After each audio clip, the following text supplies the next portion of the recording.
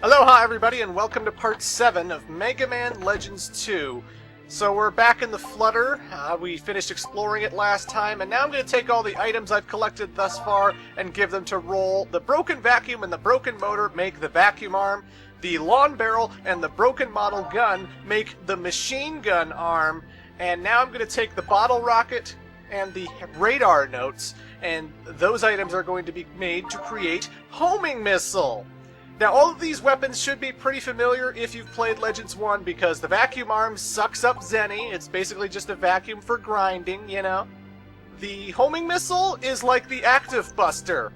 Active Buster was like the second best weapon in the game back in Legends 1. It was just this great little missile launcher that you could just keep firing repeatedly, and it's very expensive to max out all the way when you're improving these weapons. But the homing missile is essentially the Active Buster. It's awesome. And then there's the machine gun arm, one of the few special weapons you can actually use while strafing, and it allows Mega Man to constantly shoot machine gun bullets as he runs around and stuff. So those weapons are awesome, you get them so early in the game, and I'm going to be showing off all of the weapons that I can, of course. And right there, I could talk to Roll to buy extra luxuries for the Flutter, but unfortunately I'm a little broke at the moment, so I'm gonna wait on that. But, yeah. In the last part, our adventure finally began proper when we discovered that we needed to find 4 keys to find the Mother Lode. So we're heading off to Manda Island and landing in Pakti Village to find the first key in the first dungeon. How about that?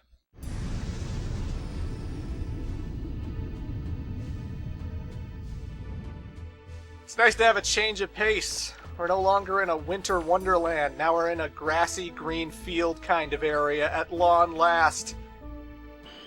By the way, here's my jet skates. Here they go. Ramp!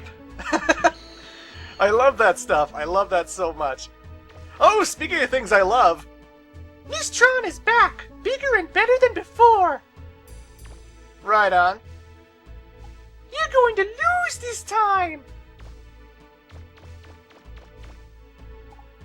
You'll have to get through us if you want to get to the village. I think I could take you. If you knock us down, we'll stay down. Wait, that's not it. You'll get it, buddy. You'll get it. We'll get you this time. If you beat us, we'll just come back for more. Miss Tron said not to tell you she's hiding in the village. Whoops. Oh, goddammit, you're just too adorable. I'm taking you to the Flutter. You're gonna stay with me from now on. I'm sure Tron can lose, like, 1 serve bot. She has 41 of them, after all. Data, put this guy in the cargo hold. We're taking this serve bot home. We need our own. This is just too amazing not to miss out on. Seriously. So it appears that Tron is waiting for us in Pakti Village, so thanks to the servots, we know that, but, what's this? It looks like a ruin or something. Should I go in and explore or not? Do you think it might be dangerous? Oh, don't worry, buddy. I'm going to explore for you. Yeah, instead of going to the village proper, I'm going to enter this optional dungeon, because yes, this is an optional place that I don't need to go into, but there's lots of Zenny to be found here. There's lots of items that Roll can make into special weapons here. So, it might be a good idea to check this place out. I am a digger. It is my duty to explore and dig for various items. So I just left because there was a frog reaverbot in the hallway. Now when I come back to the hallway, there should be a treasure chest. There you go. It's a fake treasure chest. It's an enemy. There's a very specific reason I did this. Manda Island is one of the earliest and best spots to grind for Zenny, depending on what kind of reaverbot setup is in the dungeon. Because all of the dungeons that you come across actually have, except for like the main ones with the keys, I believe, but all of the optional dungeons have like pre-arranged reaverbot setups, you know? Sometimes you'll go in the hallway and there will be a frog in there. Sometimes you go in the hallway, there will be a treasure chest. And you want the treasure chest set up because one of the best reaverbots in the game will show up in the dungeon if you saw a treasure chest first. And I'm going to be showing you an awesome grind spot so you can get lots of Zenny really quickly and it's a way better grinding spot than Mega Man Legends 1 with the beehive area in the first subgate. Believe you and me. Fake chests show up a lot more often in Legends 2 than they do in Legends 1. They just want to blindside you, don't they? Either way, check out for holes. You never know when you might find some Zenny or items in there, so always look around for holes in the walls. And snakes. Why'd it have to be snakes? Although they're just one shot for me right now, so I don't really have to worry about them at all. My vacuum arm could be stronger, but I have to spend more money to improve the special meter, which makes it suck up things super, super quickly. But it can suck quicker than this, just like in Legends 1, if you upgrade it all the way. Either way, I found myself a bomb schematic, and that's something that Roll can use to make another weapon. Ow! God damn it! I hate when enemies just, like, multiple hit you, you know? At least I don't have a shield system like I did in Legends 1, so I don't have to worry about my health bar turning red. That's one of the few changes. But before I go into some of the changes with the, you know, interface and stuff, in this doorway is a golden bird reaver bot. And when you shoot the guy, he falls over, shoot him again, he dies, and whoa, look at all those purple refractors. Purple refractors are the best refractors in the game. They give you like 1,000 Zenny, and well, I just jumped from 10,000 something to 16,000 something from one enemy. So that was like 4,000, 5,000 around there, depending on, you know, the extra Zenny refractors I picked up. And this wall I can't destroy unless I have the drill arm. So it doesn't really matter for this dungeon because it's not blocking me off from something I can't reach. It's just a shortcut wall, you know. But either way, I leave the room, I come back, the golden bird reaver bot returns, and so does the Zenny he drops when you kill him. Okay, let's leave the room and let's come back just for, you know, quirks and giggles. Oh wow, he's back! And damn, does he hurt! I don't have any kind of armor on my Mega Man yet, so the golden reaver bot can probably take you out in like 2 or 3 hits if you're not careful, depending on how much health you have. But either way, the risk is so worth it. Just stay by the door and he won't really lunge for you. This is an amazing grinding spot. Some items in shops are very, very expensive. Like, they'll be like 30,000, 50,000, 200,000, 100,000, depending on the item. And, you know, if you're just going after reaver bots that are just, you know, in hallways and just in dungeons that you go to, it takes a long time to get a good amount of money. But when you're grinding for Zenny, this is the best spot. You can just fight this golden bird reaver bot over and over again. And I have 46,000 Zenny from that, just from that grinding you saw right there. I wanted to show how quickly it was to get that much Zenny because, again, I started off with 10,000. Now I have like 45,000. That's a good amount of money, let me tell you. I can easily pay for all of Roll's luxuries. I can pay for all the best weapons in the shop right now. And goddamn it, I'm going to need it if I'm going to upgrade all of the weapons to their full potential and stuff. I cannot recommend that grind spot enough. That is awesome.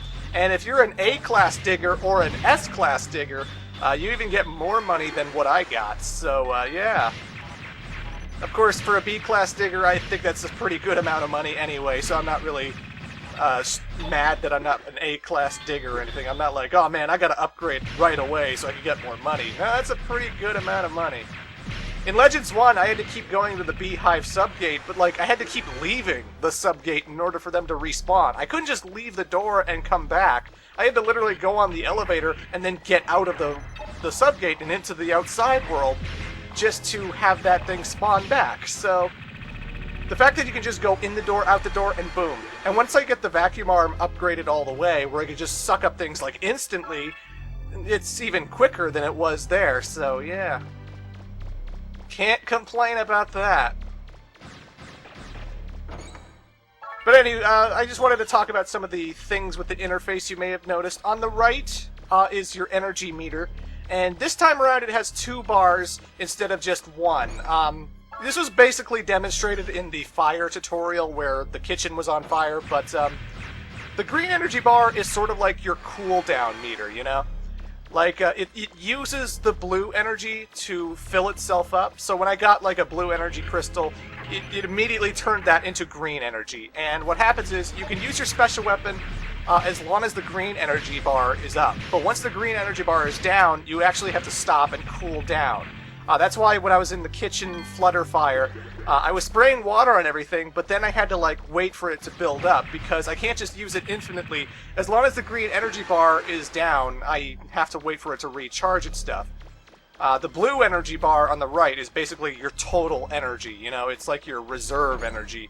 And there are still special weapons you can get that will be, like, infinite energy if you upgrade them enough, but you'll still have the cooldown period where even with the infinite energy, you know, the green bar will go down eventually, and you'll have to, like, stop using it. So, they just added a cooldown mechanic to the energy bar, you know. It doesn't really matter for weapons that matter. It doesn't really matter for weapons that matter. You know, I don't find I need it most of the time. Generally, when I'm fighting bosses, I'm probably going to use it one or two and then run away from whatever attack is coming at me, so I don't really care about cooldown too much.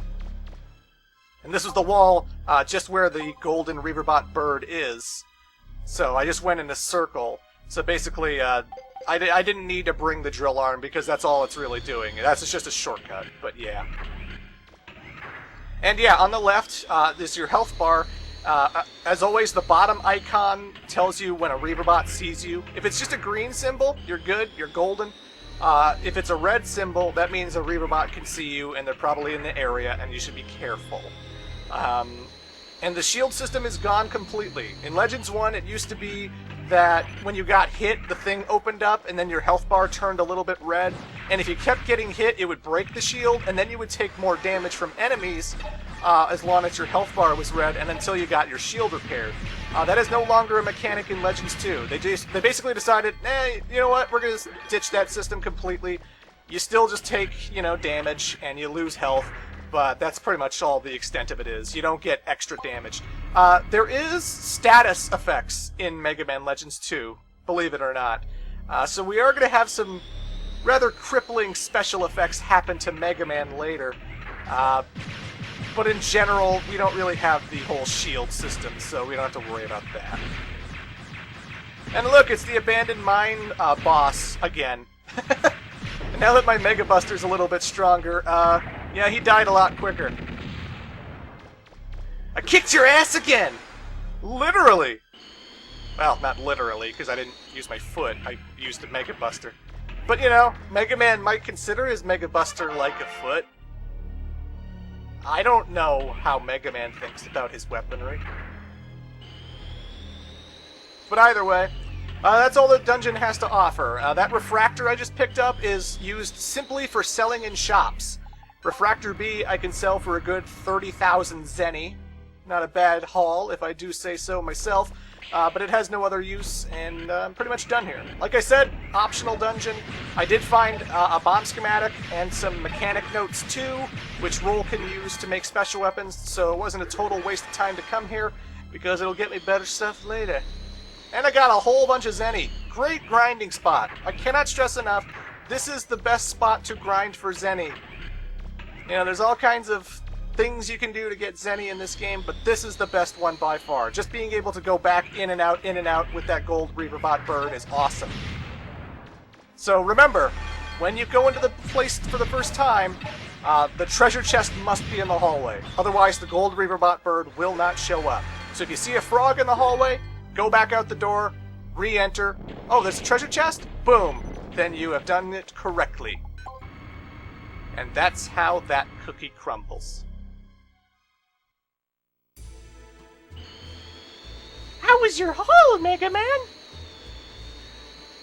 But anywho, folks, I'm going to go back to the Flutter to change out my weapons, and then in Part 8, we're probably going to be running into Tron Bon. See you then.